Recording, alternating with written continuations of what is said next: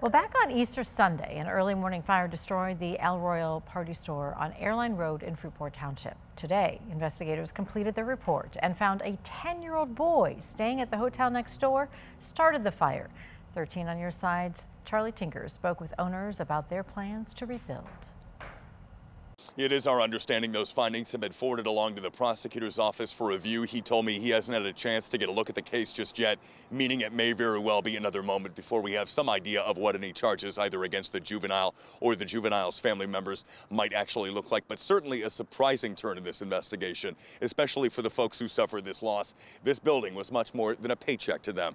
But I came here and just saw everything in flames, and the reaction on my parents' faces, just devastating. Seeing them, like what we put our blood and sweat into, it's just gone. And so Don Veersing worries our El Royals' strong ties to their friends and neighbors, relationships his parents, the owners, built up over 20 years in business. This is our main source of income.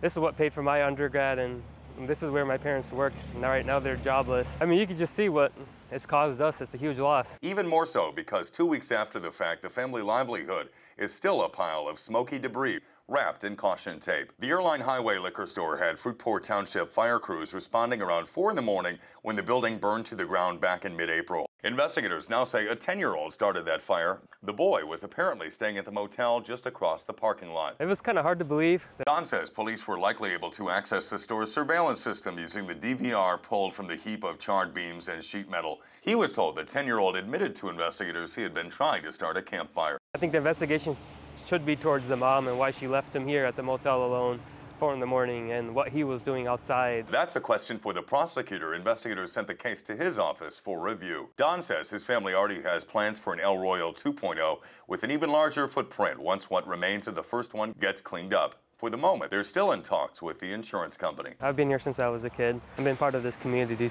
too for as many years as the years. So we're just looking to rebuild. Yeah, he says one of the toughest pills to swallow was watching customers in tears that morning after the fire. Their plans to rebuild could happen as early as late this year. In Fruitport Township, Charlie Tinker, 13 on your side.